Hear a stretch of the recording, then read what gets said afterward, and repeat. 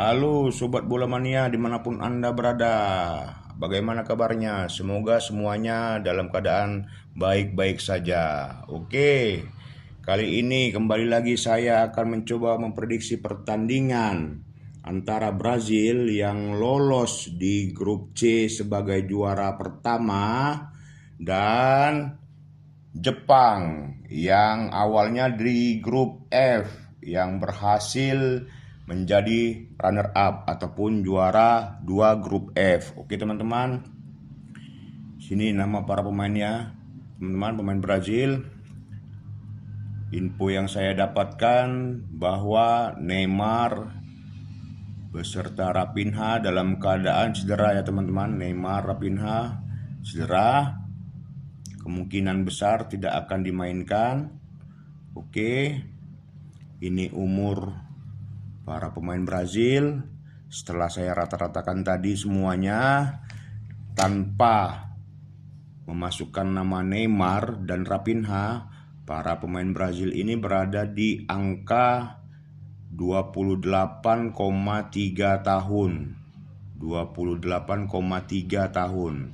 Dan ini tinggi para pemain Brazil berada di rata-rata 183,3 cm. 183,3 cm.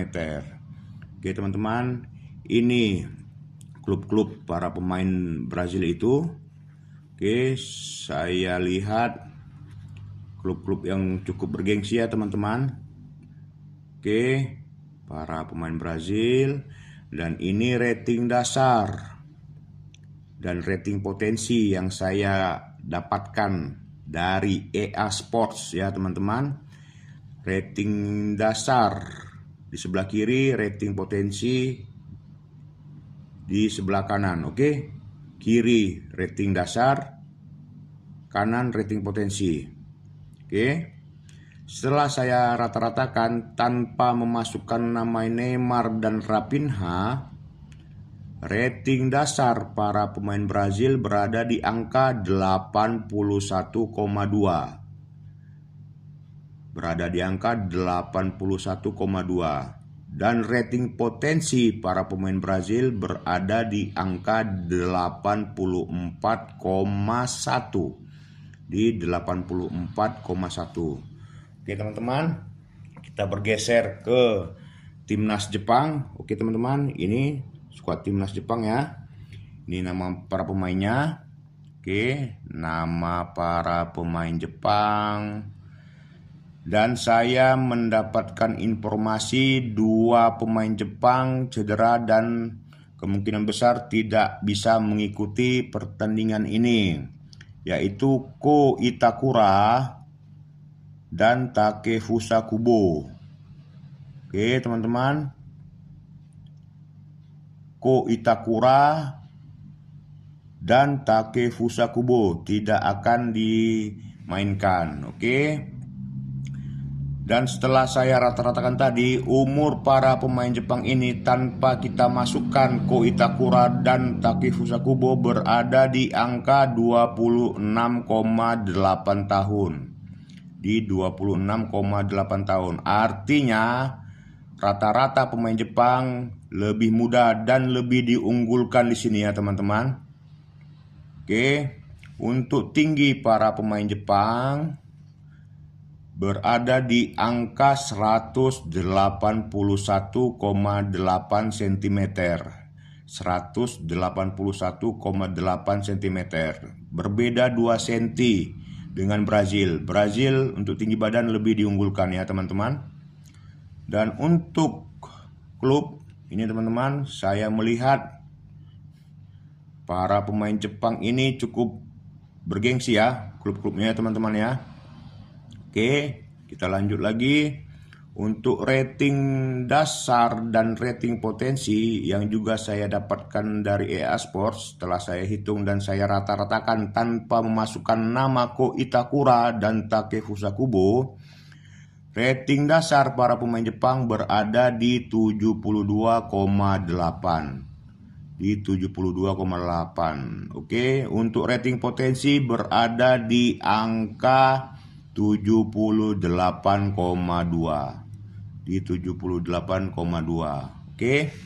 Dari data-data ini saya memprediksi ataupun menyimpulkan Brazil diuntungkan di sini ya teman-teman, ataupun diunggulkan ya dengan kemampuan rating dasar dan rating potensi mereka.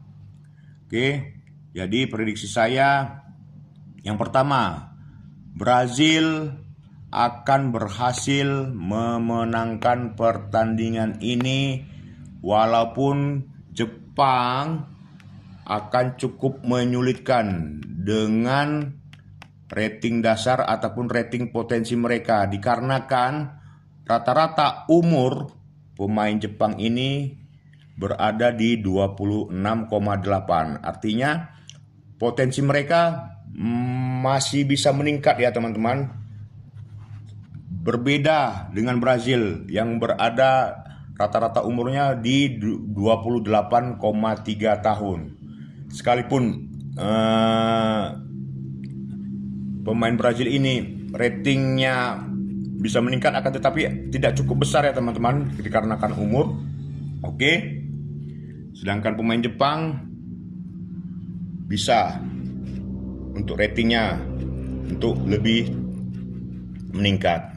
Oke. Yang kedua, pemain Jepang akan berhasil juga untuk menahan imbang, sekalipun kemungkinannya lebih kecil dibandingkan Brazil untuk memenangkan pertandingan ini ya teman-teman.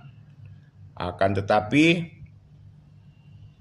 namanya juga sepak bola teman-teman, Jepang bisa juga mencuri kemenangan atas Brazil sekalipun kemungkinannya kecil ataupun sangat kecil. Oke. Jadi prediksi saya adalah Brazil akan berhasil memenangkan pertandingan melawan Jepang dengan skor tipis 1-0 ataupun 2-1. Oke teman-teman. Demikian prediksi dari saya. Terima kasih atas perhatian dari teman-teman. Saya ucapkan sampai jumpa lagi.